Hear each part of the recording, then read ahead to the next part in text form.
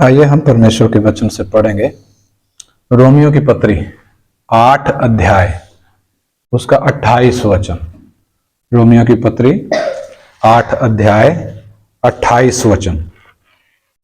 हम जानते हैं कि जो लोग परमेश्वर से प्रेम रखते हैं उनके लिए सब बातें मिलकर भलाई ही को उत्पन्न करती है, अर्थात उन्हीं के लिए जो उसकी इच्छा के अनुसार बुलाए हुए हैं। हाँ, इधर परमेश्वर के वचन से जो बात हम पढ़ते हैं, जो बात हम सीखते हैं, वो क्या है? जो लोग परमेश्वर से प्रेम करते हैं उनके लिए सब बातें मिलकर भलाई ही को उत्पन्न करती हैं। जब दुनिया भर में हम देखते हैं लोगों के जीवनों में जो घटनाएं घटती हैं, मैं विश्वासी की बात नहीं कर रहा, जब लोगों के जीवन में घटनाएं घटती हैं, अचानक जब कुछ होता है, लोग परेशान हो जाते हैं। क्यों? क्योंकि सत्य को जानते नहीं है, सब कुछ उजड़ जाता है। लेकिन एक विश्वासी का जीवन जब हम देखते हैं, विश्वासी के जीवन में जो कुछ भी घटना घटती है, इधर लिखा है सब बातें मिलकर भलाई ही को उत्पन्न करती हैं। लेकिन किसके जीवन में? जो परमेश्वर से प्रेम करता है। और दूसरी बात, जो परमेश्वर की इच्छा के अनुसार बुलाया हुआ है।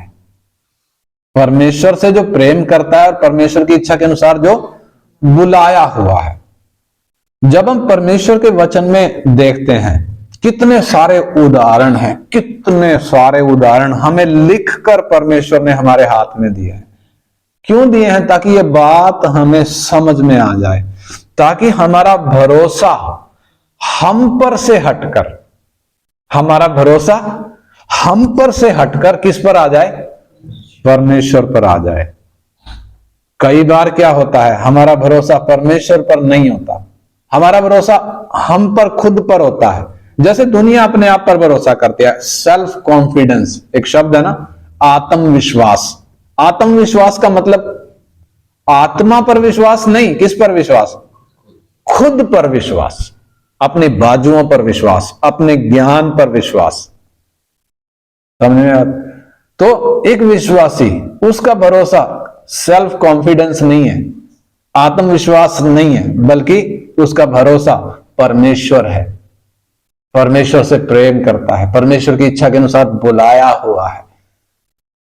तो उसका भरोसा अपने ऊपर नहीं है। लेकिन कई बार होता है, क्या होता है? एक विश्वासी जो परमेश्वर के उद्देश्य के लिए बुलाया हुआ है, जिसके अंदर परमेश्वर के आत्मा के द्वारा परमेश्वर का प्रेम डाला गया है, वो कई बार अपने ऊपर भरोसा करता है। अपने ऊपर कैसे करता है? अपनी ताकत पर नहीं, उतना तो पता चल गया, अपनी ताकत पर नहीं, अपने ज्ञान पर भी नहीं, उतना तो पता चल गया। लेकिन कई बार क्या होता है, अपनी भक्ति पर हम भरोसा करते हैं। अपनी भक्ति पर मतलब मैं प्रार्थना करता हूं, अच्छी प्रार्थना करता हूं, मैं वचन भी पढ़ता हूं, है ना, घंटों वचन पे बिताता हूं। ये नहीं कि एक अध्याय पढ़ लिया, 2 अध्याय पढ़कर फॉर्मेलिटी खाना पूर्ति पूरी कर दी ना, मैं वचन पर घंटा 2 घंटा बिताता हूं, ध्यान से समझता भी हूं, बराबर संगति में भी जाता हूं, बराबर मैं दान भी करता हूं, वो सारी बातें हैं। लेकिन इन सब चीजों के कारण कई बार क्या होता है, हमारा भरोसा उन बातों पे आ जाता है, मैं ठीक हूं, मैं जो कर रहा हूं मैं ठीक कर रहा हूं, मैं भक्ति कर रहा हूं, यानी अपने ऊपर भरोसा। और ऐसे में अचानक क्या होता है? अचानक ब्रेक लगाता है परमेश्वर। हमारी गाड़ी पर अचानक क्या होता है? एकदम ब्रेक लगती है। ब्रेक कैसे लगती है? अचानक, जैसे कोई एक्सीडेंट हो गया, अचानक कोई इमरजेंसी आ गई, अचानक शरीर में कोई समस्या आ गई, अचानक कोई बीमारी आ गई, अचानक ब्रेक लगता है। अचानक ब्रेक परमेश्वर क्यों लगाता है? धीरे धीरे लगाने से ठीक है ना। अचानक ब्रेक क्यों लगाता है? क्योंकि हम जिस स्पीड में चल रहे हैं, हम दाएं बाएं ध्यान ना देकर अपनी उस स्पीड में चल रहे हैं। हम कई बार ध्यान नहीं रखते हम कौन से मार्ग पर दौड़ रहे हैं, हम किसकी सहायता से दौड़ रहे हैं। देखो, हम जो भी करते हैं, हम इस मार्ग में अपनी भक्ति के द्वारा नहीं आए, अपने कार्यों के द्वारा नहीं आए। पाप की गुलामी में हम पड़े थे, वो नाश के गड्ढे में हम पड़े थे। एक ने हम पर दया करी, करुणा करके उधर से हमें निकाला। उसी ने वो साबुन अरेंज किया जिससे हमारे दाग धुले। कौन सा साबुन? वो खून जो क्रूस पर बहा, निर्दोष और निष्कलंक खून, जिससे हमारे दाग धोए गए। उसी ने हमें उद्धार का वस्त्र पहनाया, हमें धर्मी ठहराया। उसी ने हमें उद्धार दिया, उसी ने हमें स्वर्गीय स्थानों में बिठाया। और ये सारा काम कैसे हुआ? हमारे प्रयासों से नहीं हुआ। क्योंकि दुनिया, आप देख रहे हैं ना, कितने प्रयास करती है। भक्ति करते हुए कितने कठिन प्रयास करते हैं लोग, लेकिन ये हमारे प्रयासों से नहीं हुआ, हमारे कामों के कारण नहीं हुआ, हमारी भक्ति के कारण नहीं हुआ, बल्कि ये परमेश्वर का अनुग्रह है, परमेश्वर की करुणा, परमेश्वर का अनुग्रह है। तो जब परमेश्वर ने अपने अनुग्रह से हमें उद्धार दिया, आगे भी वो हमें चलाएगा। और कई बार हम उस बात को भूल जाते हैं। भूलने का मतलब हम बिल्कुल इग्नोर नहीं होते हैं, लेकिन कई बार हम अपने दैनिक कामों में, दैनिक कामों का मतलब जो आत्मिक काम है उनकी बात मैं कर रहा हूं, बाइबल पढ़ना, प्रार्थना करना, संगति करना, है ना, वो सारे काम, उनमें हम व्यस्त होते हैं। और व्यस्त होने के कारण कई बार हमारे ऊपर अपना भरोसा आता है। जैसे परमेश्वर के उदाहरण में हम देखें, वचन में जो उदाहरण दिया है, अयूब का जीवन हम देखते हैं। अयूब कौन से युग का व्यक्ति है? विवेक के युग का व्यक्ति है, यानी अब्राहम के आसपास का व्यक्ति है। वो युग जब विवेक के अनुसार लोग चलते थे। कितने परमेश्वर के भक्त अपने विवेक की आवाज सुनकर परमेश्वर को प्रसन्न किया, वापिस लौट कर नहीं गए, परमेश्वर के मार्ग में चले, परमेश्वर को प्रसन्न किया। उनके पास वचन लिखित में नहीं था, उनके पास कोई सिखाने वाला नहीं आता था, उनके अंदर परमेश्वर का आत्मा वास नहीं करता था, वो परमेश्वर का मंदिर नहीं थे, लेकिन अपने विवेक के अनुसार वो बातों को समझकर, जितना परमेश्वर ने उनको दर्शन में या स्वप्न में जितना बोला, या उनके माँ बाप के द्वारा, उनके बाप दादों के द्वारा जितना उन्होंने सुना, उतने पर वो क्या रहे? स्थिर रहे, अटल रहे। विवेक के युग में कितनों ने परमेश्वर को प्रसन्न किया, लेकिन हमारे पास सारी सुविधाएं हैं। तो अयूब का जीवन जब हम देखते हैं, अयूब के विषय में लिखा है, और उसका अयूब की किताब 1 अध्याय का 1 वचन से पढ़ें तो, अयूब की किताब में शुरुआत से पढ़ें, 1 अध्याय का 1 वचन से। उस देश में अयूब नामक एक पुरुष था। अयूब नामक एक पुरुष था। वो खरा और सीधा था। वो नंबर 1 तो खरा था, नंबर 2 सीधा था, और परमेश्वर का भय मानता। परमेश्वर का भय मानता, और बुराई से दूर रहता था। बुराई से दूर रहता था। यानी 4 बातें परमेश्वर का आत्मा उसकी 4 खूबियां बता रहा है। वो खरा था। खरा मतलब इंग्लिश में लिखा है वो क्या था? परफेक्ट था। वॉज परफेक्ट एंड अपराइट, यानी सीधा और परमेश्वर का भय मानने वाला और बुराई से दूर रहने वाला व्यक्ति। यानी इस ऐसे व्यक्ति के बारे में, जब इन खूबियों के बारे में हम सोचेंगे तो हमें कई बार लगता है कि शायद ये खूबियां हम में ऐसे के ऐसे नहीं है, क्योंकि कई बातों में हम अपराइट नहीं है, यानी वो सीधे नहीं है, टेढ़े हो जाते हैं। कई बातों में टेढ़े होने का मतलब मन को क्या कर लिया, हम ब्रेक लगाने के लिए तैयार है नहीं है, एकदम एक्सीडेंट होता है। एक्सीडेंट क्यों हो गया? ब्रेक लगाने के लिए।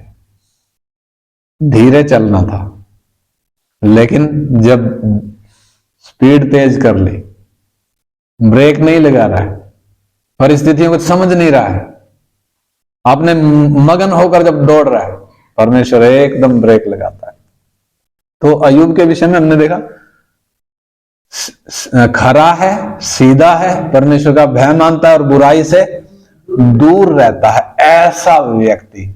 और ये किताब हम सब ने पढ़ी है, हम जानते हैं इसके जीवन में कितने तूफान आए, कितनी भयंकर विपत्तियां आई। इसके बेटे थे 7, बेटे मर गए, बेटियां मर गई, इसके गधे, घोड़े या भेड़ बकरियां, ये जो भी उसका संपत्ति थी, सब क्या हो गया, बर्बाद हो गया। और बर्बाद करने वाला कौन? शैतान को परमेश्वर ने इजाजत दी, परमेश्वर ने इजाजत दी। तो सवाल उठता है, जब एक व्यक्ति सीधा है, खरा है, परमेश्वर का भय मानता है, बुराई से दूर रहता है, तो फिर शैतान को क्यों परमिशन दी परमेश्वर ने कि उसका घर उजाड़े, उसकी संपत्ति उजाड़े, उसको बिल्कुल बर्बाद कर दिया। यहां तक कि लास्ट में तो क्या हो गया, शरीर में भी उसको फोड़े निकल आए और वो ठीकरा लेकर क्या कर रहा है, उजा रहा है। इतनी बुरी हालत, इतनी बुरी हालत क्यों? अय्यूब से पूछा गया, क्यों तेरी ऐसी हालत हो गई? आए ना, उसके दोस्त भी आए, उसकी पत्नी भी उससे पहले बोल रही है, कह रही है इतना बर्बादी हो गई, अब भी तू भगत बन के रहेगा क्या? अब भी तू भक्ति करेगा क्या? अब भी तू उस परमेश्वर पे विश्वास करेगा क्या जिसने तुझे क्या कर दिया, मिट्टी में मिला दिया? अब भी तू अपनी भक्ति पे, अब भी तू अपनी खराई पे स्थिर रहेगा? अब तो क्या कर, अब तो निंदा कर। लेकिन अय्यूब का जवाब, अय्यूब का जवाब क्या है? जिसने मुझे दिया उसने मुझसे ले लिया, मैं नंगा आया, नंगा लौट जाऊंगा। जिसने दिया उसको देने का हक है, तो लेने का भी हक है। यानी उधर जब हम बातें सुनते हैं अय्यूब की, इतनी बुरी हालत में आकर भी उसकी खराई, उसकी सिधाई, परमेश्वर का भय उसके जीवन में स्पष्ट दिखता है। मुंह से बुराई नहीं निकल रही। उसके दोस्त आए, उसके दोस्त क्यों आए? ताकि उसको क्या दे सके, तसल्ली दे सके। अब तसल्ली देनी है तो कुछ तो विषय होना चाहिए। अब विषय क्या है? तेरी ये हालत क्यों हो गई? जरूर तूने कुछ गड़बड़ किया, जरूर तूने कुछ गड़बड़ किया है। अरे भाई, गड़बड़ क्या किया है? ये तो क्या करता था, ये तो निरंतर अपने बच्चों के लिए, अपने जीवन के लिए, अपने परिवार के लिए निरंतर बलिदान चढ़ाता था। कहीं कोई किसी बच्चे ने कुछ गलत कर दिया हो, वो सोच कर भी, यानी पूरा ध्यान से चलने वाला एक व्यक्ति। उतना ध्यान से हम चलते हैं? विवेक के युग का एक चलता था, लेकिन क्या उतना ध्यान से हम चलते हैं?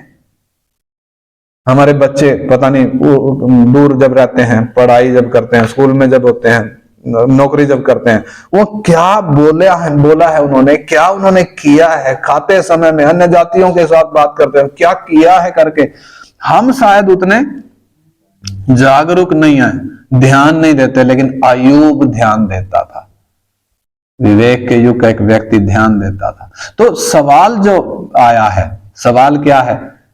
सब बातें मिलकर भलाई ही को उत्पन्न करती हैं।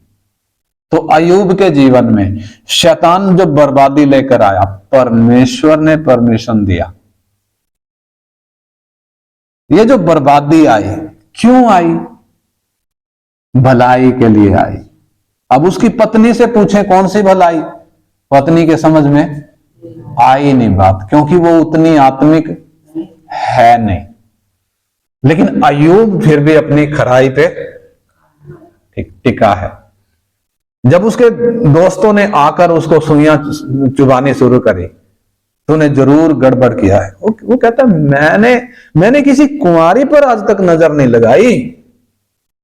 अगर मैंने कोई बुराई करी हो तो मेरे साथ ये हो जाए, लेकिन मैंने बुराई तो, सच है उसने बुराई नहीं करी, लेकिन जब बुराई नहीं करी तो परमेश्वर ने क्यों ये सारी घटना उसके साथ कर दी?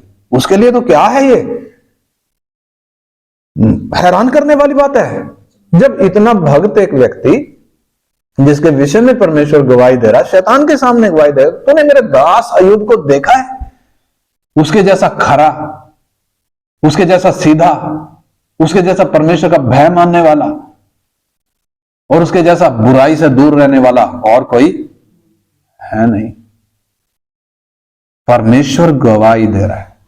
तो जब एक ऐसा भक्त, उसके जीवन में ये समस्याएं क्यों? समस्याएं भी बुखार नहीं है, एक्सीडेंट नहीं है, सब बर्बाद हो गया। 7 बेटे मर गए, बेटियां मर गई।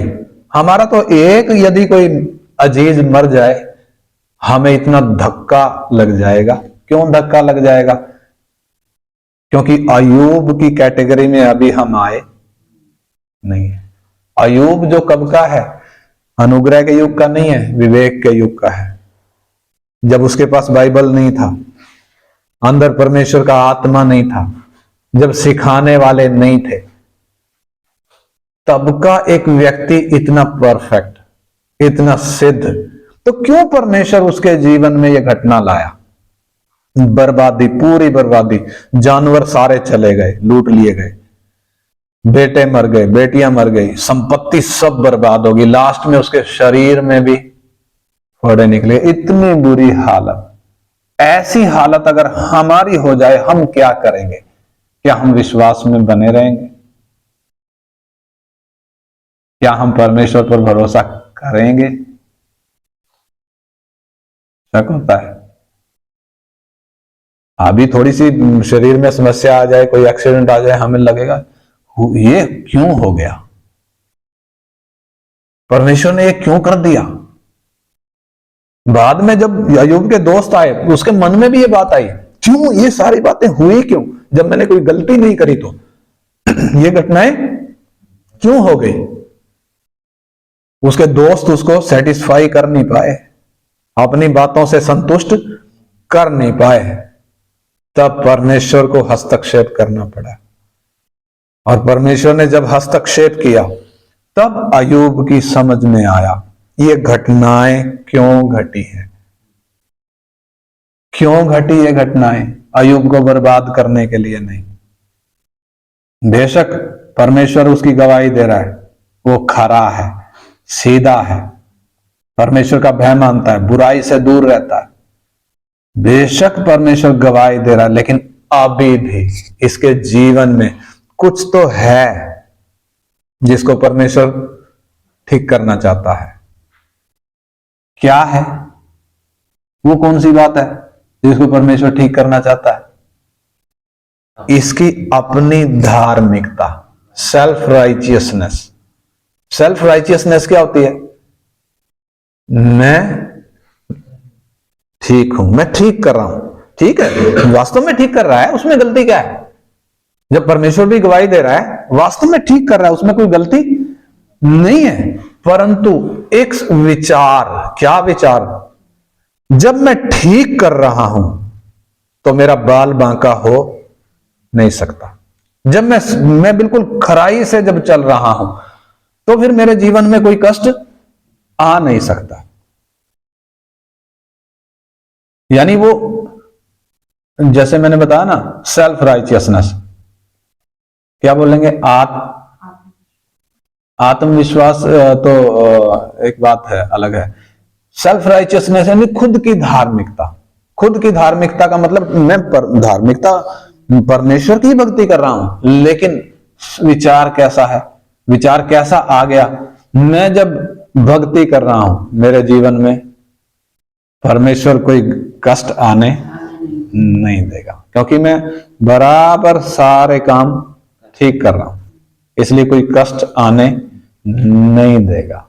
लेकिन मालूम है जब परमेश्वर ने ये सारी घटनाएं उसके जीवन में अनुमति दी कि ये घटनाएं आए, परमेश्वर का उद्देश्य बर्बाद करना नहीं है। परमेश्वर का उद्देश्य क्या है? इस अय्यूब को और निखारना, अपने भक्त को और निखारना। निखारने का मतलब जैसे सोना या चांदी कैसे निखारे जाते हैं? आग पे रख कर निखारे जाते हैं, यानी उनको गर्म किया जाता है। और कितने डिग्री तक किया जाता है? जितने डिग्री पे हम दूध उबालते हैं उतना डिग्री नहीं है, उसको पिघलाना पड़ता है, पिघला के वो शुद्ध होता है। तो अय्यूब के जीवन में वो भट्टी की वो गर्मी हम देखते हैं, पिघलने के उस पॉइंट तक वो गया, पिघलने के पॉइंट तक गया। यानी जो उसके अंदर वो थोड़ी सी बात थी, कौन सी बात थी? कि मैं जब परमेश्वर का भय मानता हूं, मैं जब हर एक काम परमेश्वर के वचन के अनुसार करता हूं जितना मुझे मालूम है,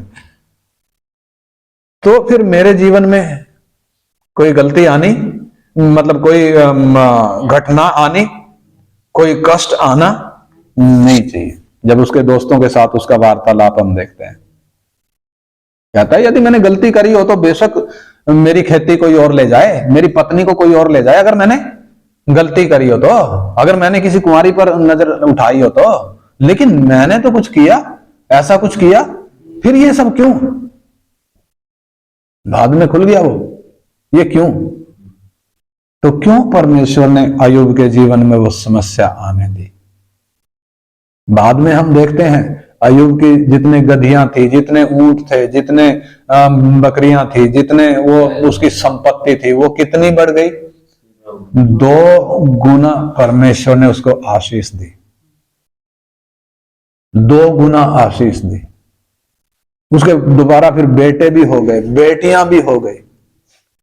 जब हम वो 42 अध्याय में, लास्ट अध्याय जब हम पढ़ते हैं, 1 से पढ़े, 42 अध्याय का 1 से लास्ट में, जब ये घटनाएं घट गई, जब इस भट्टी में से होकर अय्यूब निकला, 42 अध्याय में जब हम आते हैं, 1 से पढ़े।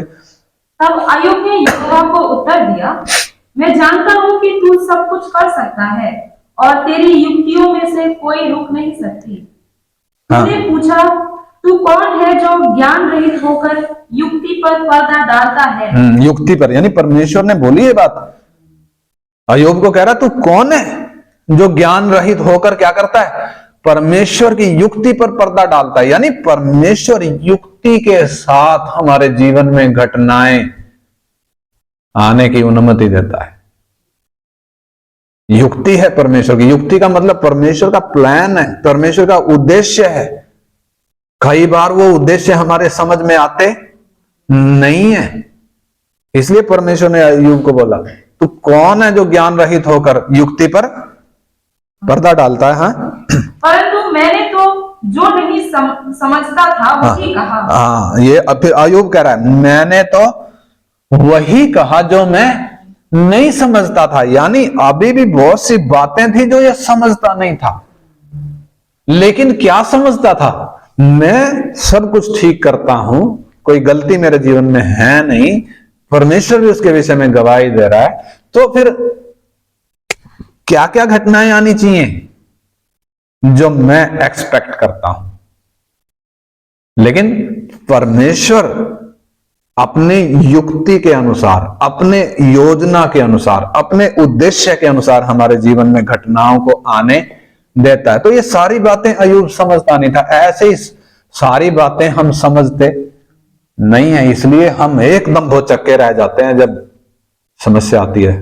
फिर आगे, अर्थात जो बातें मेरे लिए अधिक कठिन और मेरी समझ से बाहर थी, जिनको मैं जानता भी नहीं था, तूने कहा, मैं निवेदन करता हूँ, सुन, मैं कुछ कहूंगा, मैं तुझसे प्रश्न करता हूँ, तू मुझे बता। मैंने कानों से तेरा समाचार सुना था। मैंने कानों से तेरा समाचार सुना था। परंतु अय्यूब कह रहा है मैंने कानों से तेरा समाचार कब सुना था? आपने बाप दादों से सुना होगा एक परमेश्वर है करके, बाप दादों से सुना होगा। यह अब्राहम का वंशज नहीं है, इस्राएली नहीं है, व्यवस्था पाया हुआ व्यक्ति नहीं है, लेकिन बाप दादों से जो थोड़ा बहुत इसने सुना, क्या रहा उसमें? खरा रहा। और आगे, मैंने कानों से तो तेरा समाचार सुना था, हाँ, परंतु अब मेरी आंखें तुझे देखती हैं। हाँ, अब मेरी आंखें तुझे देखती हैं। यानी कितना बदलाव देखो, कानों से सुनना और आंखों से देखना, दोनों में क्या है? फर्क है नहीं है? यानी परमेश्वर क्या चाहता है इसके जीवन से? ये कानों से जो सुनता है, आंखों से भी क्या कर ले? देख ले। परमेश्वर का युक्ति, परमेश्वर की योजना, उसका उद्देश्य। अय्यूब खुद कह रहा है मैंने कानों से सुना था, लेकिन आज मैंने देख लिया, आज मैंने देख लिया। हाँ, इसलिए मुझे अपने ऊपर घृणा आती है। मुझे अपने ऊपर क्या आता है? इससे पहले क्या आ रहा था? हैं? मैं भक्त हूं, मैं भक्ति करता हूं, मैं आत्मिक व्यक्ति हूं, मैं प्रार्थना करता हूं, मैं वचन पढ़ता हूं, मैं संगति करता हूं, मैं दान भी करता हूं, मैं परमेश्वर से प्रेम भी करता हूं। ये हमारी बातें मैं जो बता रहा हूं, हम भी तो ऐसा सोचते हैं, नहीं सोचते हैं? लेकिन अय्यूब की जब समझ खुली, यानी जब आंख खुली, जब ये कह रहा मैं तुझे अब देखता हूं, पहले तो सुना था अब मैं देखता हूं, यानी उसने जब देखा, यानी उसकी जब वो आत्मिक आंखें जब खुली, तब अपने ऊपर क्या कर रहा है? हैं? क्या लिखा है? मैं इसलिए मुझे अपने ऊपर घृणा आती है। हाँ, अब मुझे अपने ऊपर घृणा आती है। पहले घृणा नहीं आती थी, लेकिन हम अपने ऊपर घृणा करेंगे क्या? हैं? हम तो अपने से खुद से प्रेम करते हैं, हम घृणा कहां से करेंगे? हम जब तक अपने से खुद से प्रेम करते हैं, तब तक परमेश्वर से प्रेम करेंगे क्या? परमेश्वर का प्रेम आ गया हमारे मन में, लेकिन क्या वो कार्यकारी होगा? क्या वो प्रेम एक्टिव होगा? कब तक? जब तक हम अपने आप से प्रेम करते हैं, तब तक वो एक्टिवेट नहीं होगा। एक्टिवेट कब होगा? अय्यूब के एकदम अचानक जब घटनाएं घटी, अनएक्सपेक्टेड है, अप्रत्याशित है, यानी कभी सोचा भी नहीं था कि ऐसा हो जाएगा। अनएक्सपेक्टेड एकदम कुछ हो गया। क्यों हो गया? क्या करना है? परमेश्वर को जितना जाना है उतने से काफी नहीं है, परमेश्वर को और जानना है। जितना हम परमेश्वर को जानते जाते हैं, उतना हम क्या करेंगे? अपने खुद से प्रेम नहीं करेंगे। हमें अपनी भक्ति पर अय्यूब को था अपनी खुद की भक्ति पर। जैसे हम परमेश्वर को जानेंगे, फिर हम अपनी भक्ति पर घमंड नहीं करेंगे, फिर हम परमेश्वर के अनुग्रह के लिए धन्यवाद करेंगे, रोएंगे परमेश्वर के सामने। तो ये घटनाएं हमारे जीवन में, मैंने बताया क्यों घट रही हैं। आगे पढ़े तो, अब मैं अपने ऊपर घृणा करता हूं और मैं धूल और राख में पश्चाताप करता हूं। हाँ, किस बात के लिए? धूल और राख में पश्चाताप किस बात के लिए? जब इसने कोई गलती नहीं करी। पूरी आप अय्यूब की पुस्तक पढ़ के देख लो, पूरी पुस्तक आपने पढ़ी भी होगी, पूरी पढ़ के देख लो। किस गलती के लिए? राख में, धूल में बैठकर पश्चाताप क्यों कर रहा है? कोई गलती तो करी कोई नहीं। हम जिन गलतियों को गलती समझते हैं, कोई गलती नहीं। लेकिन अब जब आत्मिक आंख खुली, तब अपनी गलती नजर आ रही है। क्या गलती नजर आ रही है? मैं तो सोचता था मैं भगत हूं, मैं तो सोचता था मैं सब कुछ ठीक करता हूं। मैं परमेश्वर को मैंने सुना ही था, देखा नहीं। देखने का मतलब परमेश्वर इसके सामने हाजिर थोड़ी हुआ। परमेश्वर इसके सामने हाजिर थोड़ी हुआ जैसे किसी मनुष्य के रूप में हाजिर हो गया ना, लेकिन इसकी समझ खुल गई। परमेश्वर ने जब इससे वार्तालाप किया, इसकी समझ खुल गई, इसको समझ में आ गया मैं कितने पानी में हूं। हम होते तो कम पानी में, उथले पानी में, उथला पानी मतलब कम पानी में होते हैं, लेकिन हम सोचते हैं हम क्या है, पूरा डूबे हुए हैं। और फिर आगे क्या लिखा है?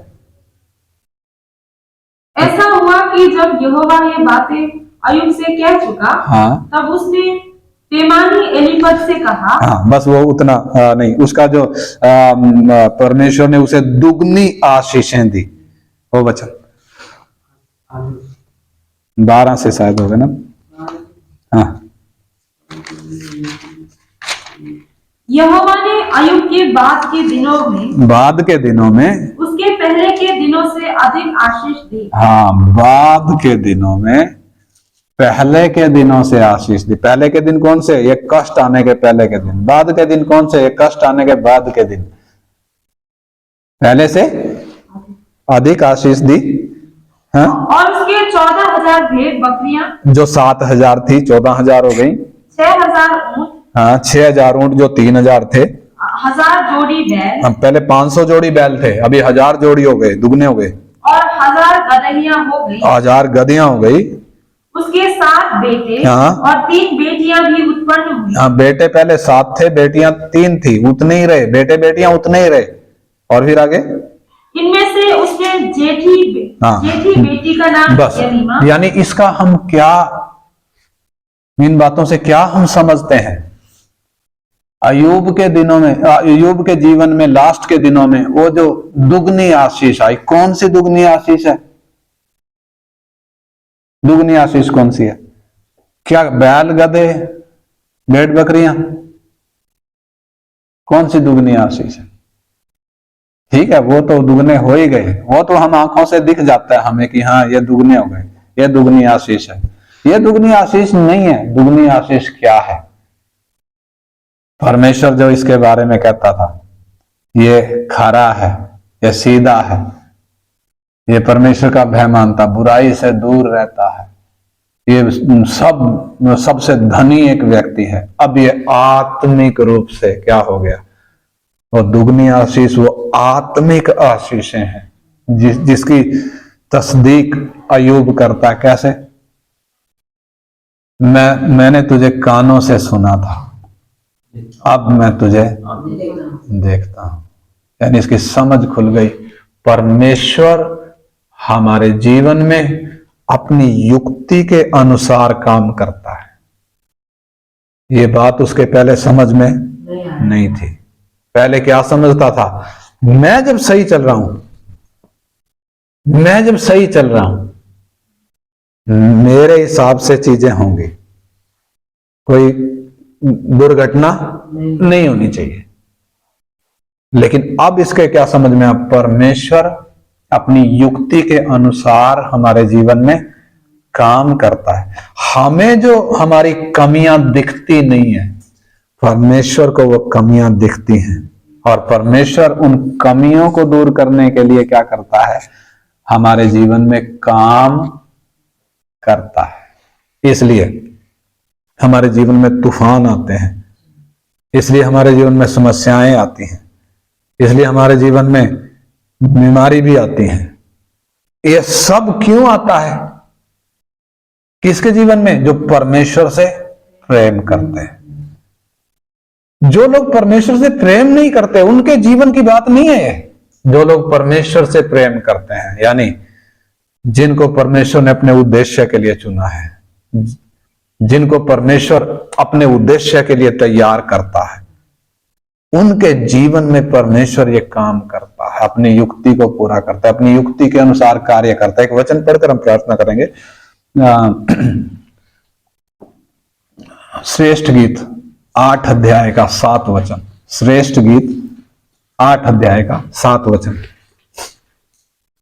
श्रेष्ठ गीत 8 का 7।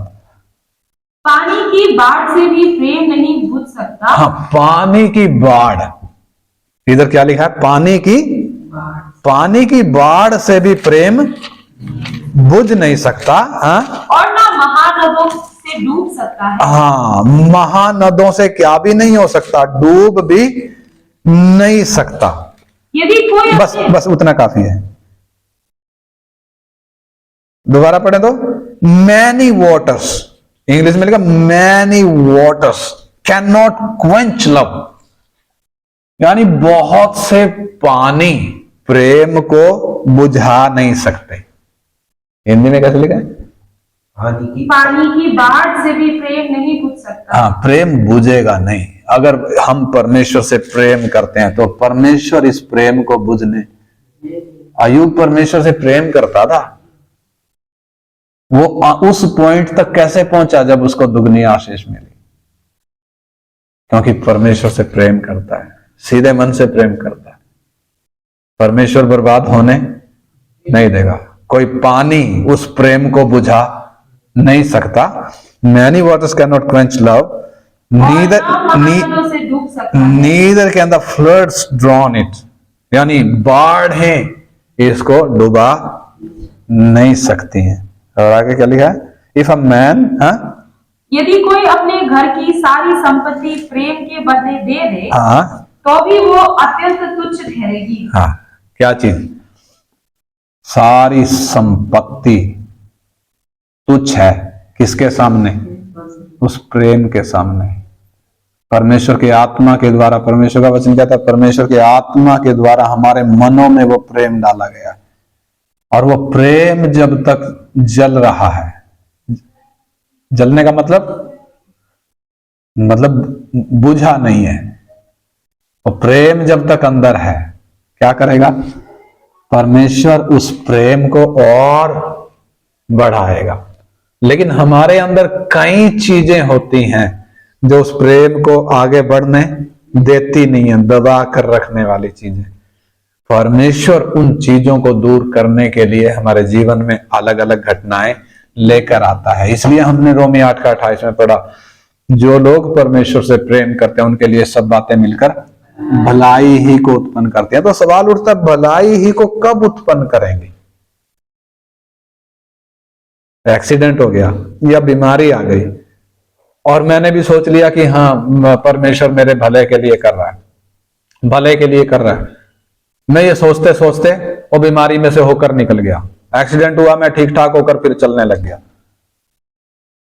तो भलाई कैसे उत्पन्न हुई?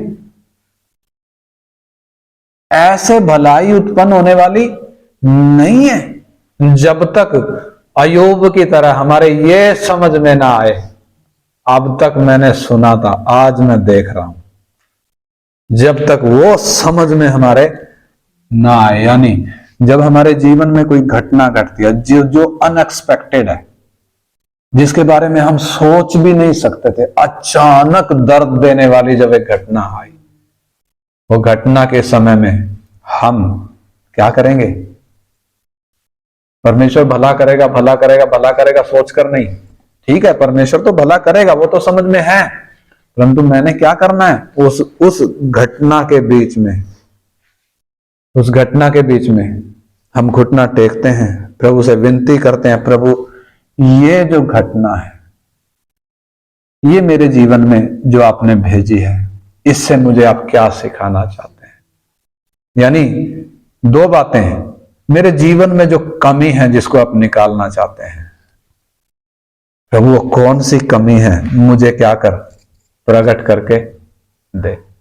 अय्यूब के समझ में आई वो कमी, तभी वो राख में बैठकर क्या बोलता है?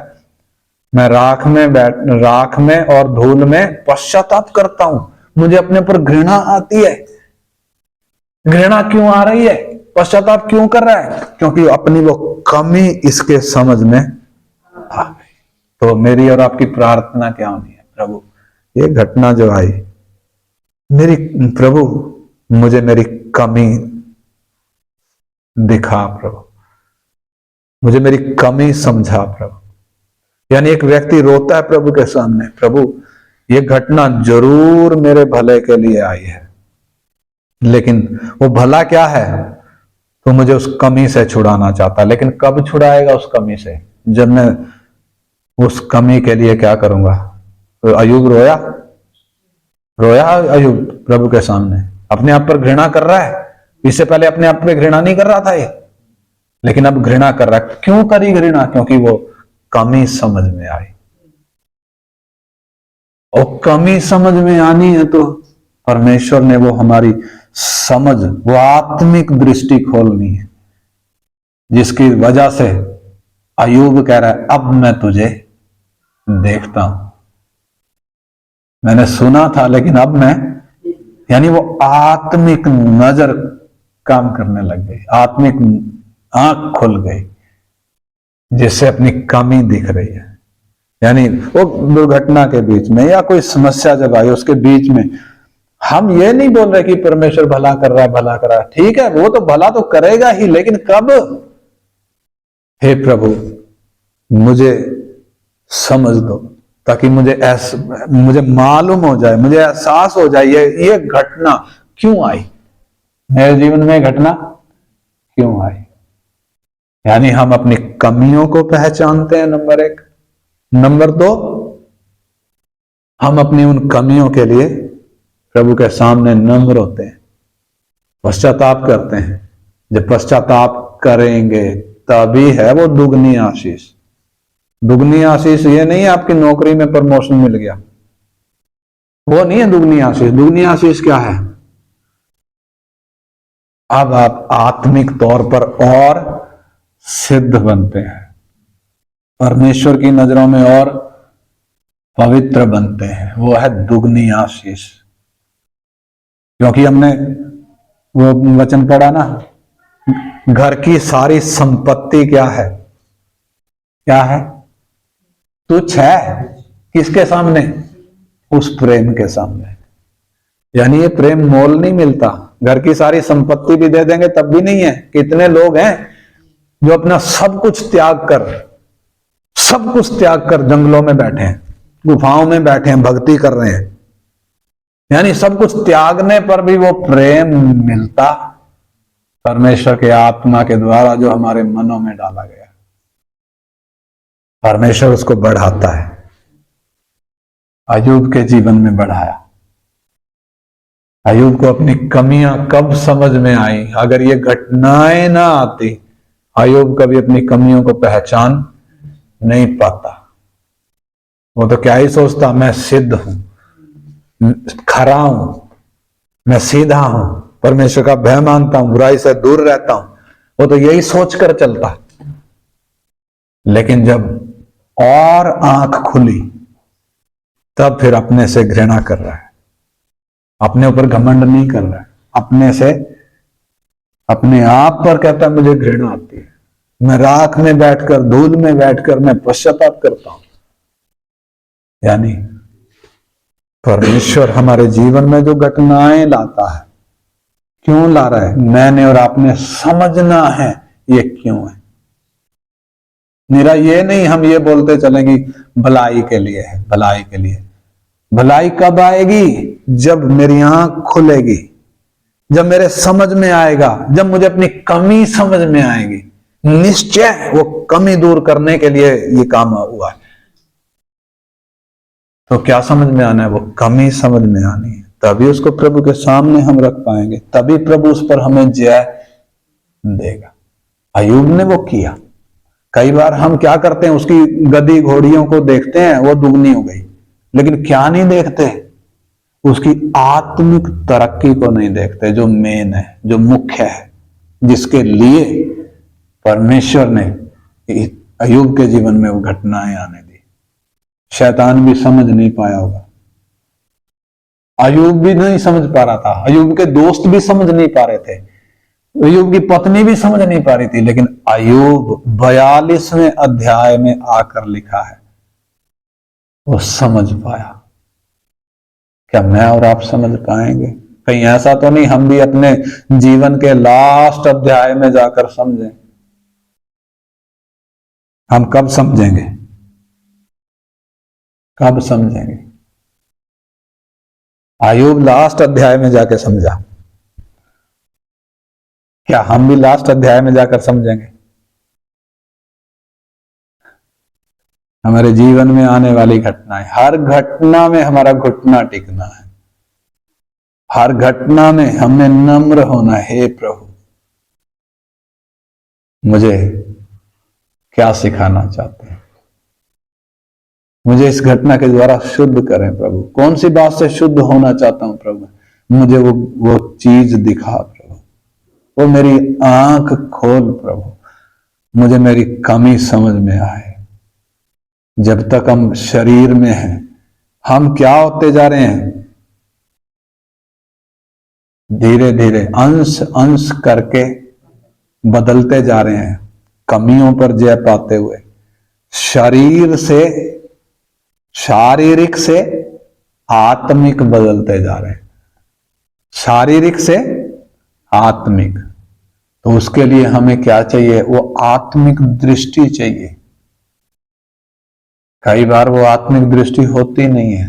अय्यूब इतनी घटनाओं में से क्यों गया? आत्मिक दृष्टि आने के लिए। हमारे जीवन में घटनाएं क्यों आती हैं? हमारी भलाई के लिए। भलाई कब?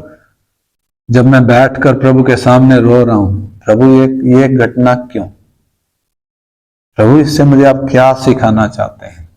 इसलिए आइए हम भी अपने जीवन में आने वाली अनएक्सपेक्टेड घटनाओं के बारे में प्रभु के सामने बैठें, प्रार्थना करें। हे प्रभु, ये क्यों?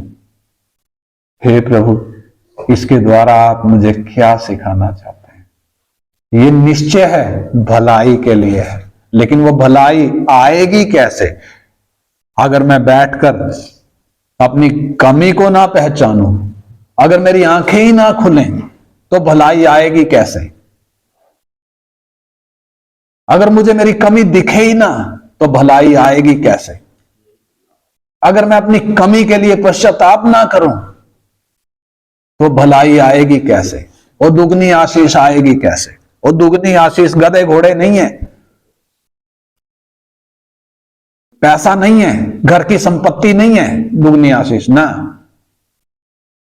घर की संपत्ति तुच्छ है इस प्रेम के सामने जो हमारे मनों में डाला गया।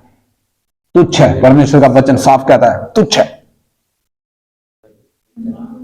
कौन सी बाढ़ इसको डुबाएगी? कौन सा तूफान इसको बुझाएगा? कौन सा तूफान बुझाएगा? कौन सा तूफान बुझाएगा? हर तूफान इस प्रेम को और दृढ़ करने के लिए है और बढ़ाने के लिए है। हालेलुया। प्रभु ने बोला, वो दो व्यक्तियों का उदाहरण दिया, एक बुद्धिमान एक निर्बुद्धि। दोनों के मामले में बाढ़ आई, मींह बरसा, आंधियां चली, दोनों के घरों पर टकराई, लेकिन एक चकनाचूर हो गया, दूसरा चकनाचूर नहीं हुआ। चकनाचूर क्यों हो गया? क्योंकि वचन की नींव पर नहीं बना था। चकनाचूर क्यों नहीं हुआ? क्योंकि वचन की नींव पर बना था। हालेलुया। मेरे और आपके अंदर यदि वो प्रेम है,